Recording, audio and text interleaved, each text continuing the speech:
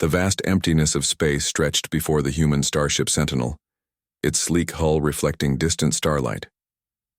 Captain Hana Kim stood on the bridge, her eyes fixed on the holographic display showing an incoming transmission from an unknown, alien civilization. Jay Park, the ship's tactical officer, adjusted his communications panel. His fingers moved swiftly, decoding the strange signal that had traveled millions of light years to reach them. The message was complex, filled with mathematical patterns and linguistic codes that most would find incomprehensible.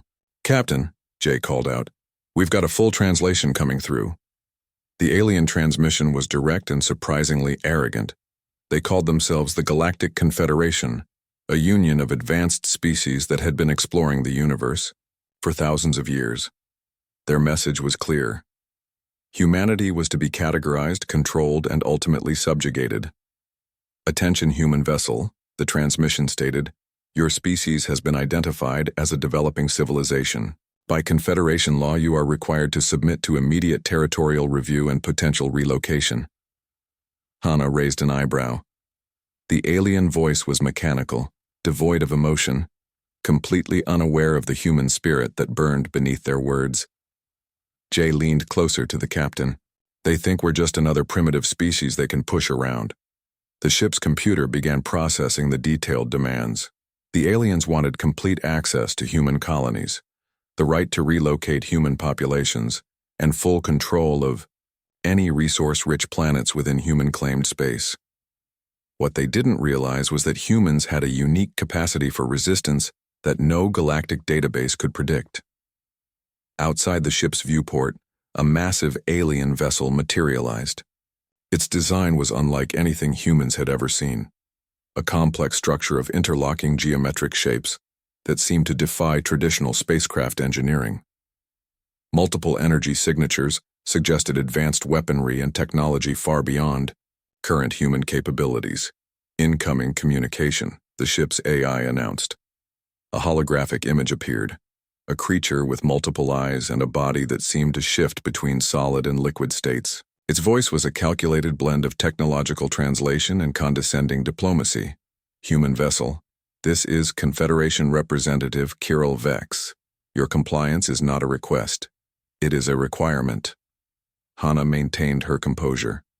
Years of space exploration and military training had prepared her for unexpected encounters. She understood that in first contact scenarios, showing any sign of weakness could be catastrophic. Jay's fingers danced across his control panel, quietly running diagnostic scans on the alien vessel. Something about their transmission suggested more than a simple diplomatic encounter. The scan revealed multiple weapon systems hidden behind what appeared to be communication arrays. "We are prepared to demonstrate our technological superiority," the alien representative continued. "Your species has been monitored. You are categorized as a Class 3 emerging civilization with limited interstellar capabilities." Jay couldn't help but smile. Humans had a history of turning limitations into strengths.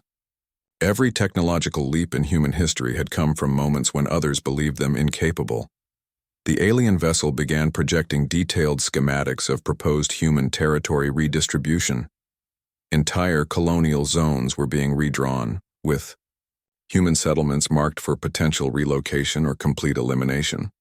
What the Galactic Confederation didn't understand was the fundamental nature of human determination. They saw numbers, statistics, and technological capabilities. They couldn't measure spirit, creativity, or the unexpected adaptability that defined human survival. Captain Hana Kim's response was simple and measured. "We acknowledge your communication. Our response will be forthcoming." As the transmission ended, Jay looked at his captain. No words were needed. They both understood that this was more than a diplomatic encounter. This was the beginning of something that would change galactic history forever. The Sentinel's engines hummed with potential, a quiet promise of the storm that was about to be unleashed. Humanity's first true test against a galactic civilization was about to begin. The first wave of alien attacks came without warning. Massive battleships dropped out of faster-than-light travel, surrounding human outer colonies like predators, circling wounded prey. They expected quick surrender, a simple submission that would add another conquered civilization to their galactic record. They were wrong. On the mining colony of New Horizon, J. Park's defensive preparations proved crucial. What the aliens saw as a simple resource extraction settlement was actually a carefully prepared fortress. Mining lasers became precision weapons. Orbital defense systems, originally designed to protect against asteroid impacts, now tracked alien ships with deadly accuracy. The first alien assault team landed expecting minimal resistance. Their advanced combat suits and energy weapons suggested total technological superiority. Colonists, led by a former military engineer named Kim Sung-ho, had other plans. Agricultural equipment became weapons. Terraforming vehicles were quickly modified into mobile defense platforms. Grain storage silos transformed into makeshift ammunition depots. The aliens discovered that human creativity was their most dangerous weapon. "They think we're predictable," Sung-ho told the colonists. "We'll show them how unpredictable humans can be." Alien commanders watched in disbelief as their sophisticated battle strategies crumbled against unconventional human tactics. A mining crane became a weapon that could disable their most advanced dropships. Irrigation systems were repurposed to create electromagnetic interference that scrambled alien communication networks. Captain Hana Kim coordinated the defense from the Sentinel. Her tactical displays showed something unprecedented. Human colonies were not just surviving, they were fighting back with remarkable efficiency. Each alien attack was met with a response that completely ignored traditional warfare protocols. On another colony, agricultural workers used fertilizer and mining explosives to create improvised weapons that could penetrate alien energy shields. Communication networks that were designed for simple colony management became complex intelligence-gathering systems. The Galactic Confederation had historical records of hundreds of conquered civilizations. They had mathematical models predicting resistance patterns. Humans systematically destroyed every single one of those predictions. A junior alien tactical officer transmitted a confused report. "Human resistance defies all known combat algorithms. They are using non-standard warfare techniques that our systems cannot predict." The attack on the New Horizon colony became a turning point. Alien ground forces, expecting a quick victory, found themselves trapped in complex defensive networks. Colonists used local terrain, underground tunnel systems, and improvised technologies to create a nightmare of continuous, unpredictable resistance. J. Park's strategic preparations became legendary. Communication systems were decentralized. Every colonist became a potential combatant. Supply chains were hidden in ways that made traditional military invasion impossible. The aliens discovered something fundamental about humans. They didn't fight like any other species in the galactic records. Where others would surrender, humans would adapt. Where others would break, humans would become more dangerous. One alien commander transmitted a frustrated message back to the Confederation headquarters. "These humans are not a normal species. They do not follow any known combat or survival patterns." Weeks into the conflict, human colonies that were supposed to be easily conquered had transformed themselves into fortresses. Agricultural settlements became military strongholds. Mining colonies turned into complex defensive networks that could sustain months of continuous conflict. The Galactic Confederation had made a critical mistake. They saw humans as a resource, to be managed, a civilization to be controlled. Instead, they had awakened something far more dangerous, a species that saw every challenge as an opportunity to become stronger. Captain Hana Kim watched the battle reports with a calm determination. This was more than a military conflict. This was a statement about the human spirit, a declaration that humanity would not be easily conquered. As alien ships retreated from the first wave of attacks, something became clear. This was not going to be a simple invasion. This was going to be a war that would change galactic history forever. The humans were just getting started. The research facility on Europa, Jupiter's icy moon, became humanity's most critical weapon. What had once been a quiet scientific outpost now buzzed with a desperate, focused energy. Scientists and engineers worked around the clock, fueled by determination and strong coffee. J. Park arrived with captured alien technology, fragments of ships, broken communication devices, and advanced weapon components. Most scientists would have been overwhelmed. These humans saw an opportunity. Dr. Lee Minseo, a brilliant quantum physicist, spread the alien components across her workspace. Her team worked like a single organism, each member understanding their role in what would become humanity's technological revolution. "We're not just studying their technology," she told her team. "We're going to understand it better than they do." Within weeks, impossible things started happening. Human engineers began reverse engineering alien systems with a speed that defied scientific logic. A communication device that the aliens believed was unbreakable became a template for new human communication networks. The Galactic Confederation's monitoring systems detected something unusual.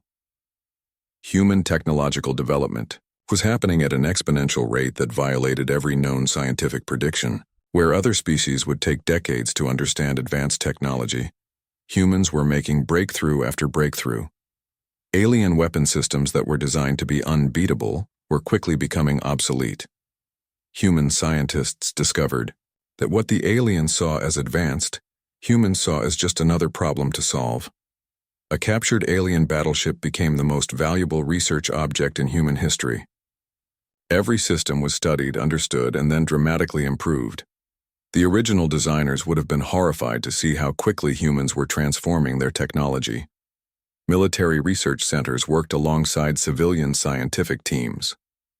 An agricultural technology expert would suddenly provide a breakthrough in spacecraft design. A deep-sea mining engineer would contribute to quantum communication systems. Captain Hana Kim received regular updates. Each report was more incredible than the last. Humanity was not just catching up to alien technology, they were rapidly moving beyond it. The first human-modified spacecraft that emerged from the Europa facility was nothing like traditional designs. It combined alien technology with human creativity in ways that made traditional spacecraft look primitive. Energy systems were more efficient. Defense mechanisms were more adaptive. Navigation systems could predict and avoid threats before they even emerged.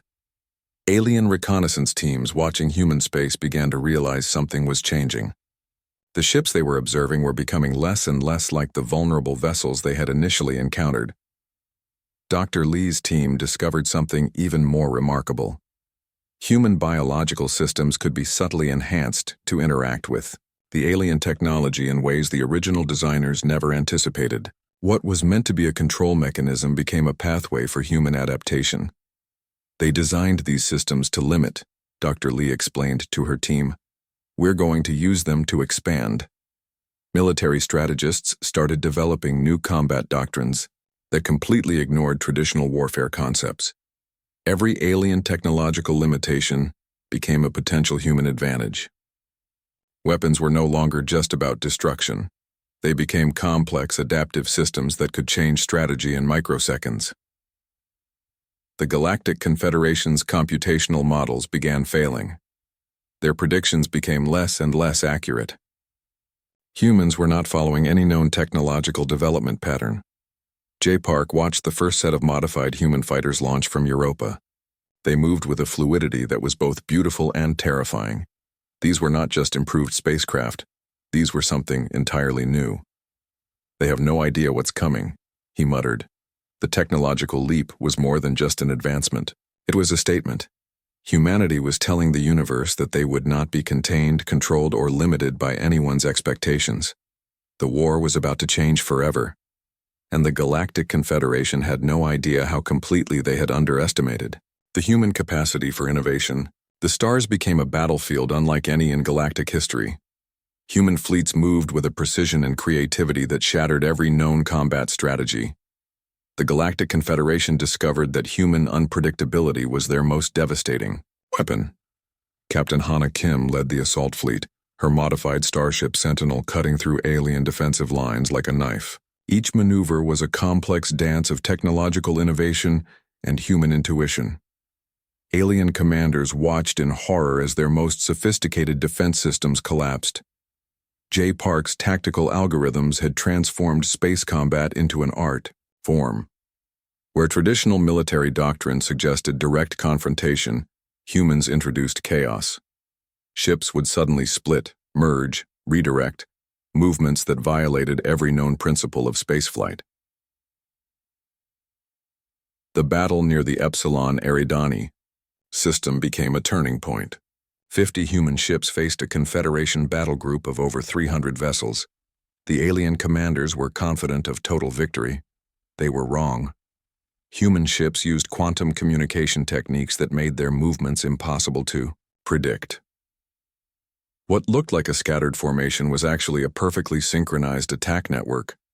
Each ship became both a weapon and a communication node, sharing information faster than any alien system could process. Alien weapon systems, designed to track and destroy specific targets, found themselves confused. Human ships would momentarily align their energy signatures to look like harmless debris, then transform into devastating attack platforms in milliseconds. The Confederation's primary battlecruiser, a massive vessel that had conquered dozens of civilizations, found itself surrounded. Not by a traditional attack formation, but by a fluid network of human ships that seemed to think and move as a single organism. Weapons that should have obliterated human ships found nothing but empty space. Targeting systems went crazy, unable to lock onto targets that seemed to exist in multiple locations simultaneously. "This is impossible," one alien commander transmitted, his voice showing the first signs of panic. J. Park's tactical display showed the battle from a perspective that would have seemed like magic to traditional military strategists. Each human ship was not just a weapon, but a complex computational node that could adapt and respond faster than any centralized system. Psychological warfare became as important as physical combat. Human communication broadcasts included complex mathematical patterns designed to overwhelm alien communication networks. What seemed like random noise was actually a sophisticated attack on the aliens' most critical systems. The Sentinel led the assault, Captain Kim making decisions that seemed to defy logical military strategy. A sudden dive toward an apparently impenetrable alien defense line would suddenly transform into a multi-vector attack that destroyed 3 capital ships. Alien soldiers began to understand something terrifying. Humans did not fight like any other species. They did not follow rules. They did not have predictable behaviors. Every moment was an opportunity for unexpected action. Entire alien fleet formations would be destroyed not by direct weapon fire, but by complex communication attacks that turned their own systems against them. A weapon designed to destroy would suddenly become a source of internal destruction. The psychological impact was as significant as the physical battle. Alien crews began to experience something unprecedented: total tactical uncertainty. Every moment could bring unexpected destruction. Dr. Lee Min-seo's technological innovations played a crucial role. Weapons systems that could adapt in microseconds. Communication networks that could reconfigure themselves faster than any known computational system. Each human ship became a learning, adapting entity. As the battle progressed, the Galactic Confederation realized they were facing something beyond a military conflict. This was a fundamental challenge to everything they understood about warfare, technology, and survival. 50 human ships destroyed over 300 alien vessels, not through superior firepower, but through a combination of technological innovation, psychological warfare, and an approach to combat that was completely alien to their enemies. The universe watched, and humanity showed exactly why they were never to be underestimated. The total war had begun, and the Galactic Confederation was about to learn a painful lesson about human potential. The final confrontation happened near the edge of known space, where starlight became a thin, distant memory. Humanity's fleet gathered, not as a traditional military formation, but as a complex living network of ships that seemed to breathe and think as one organism.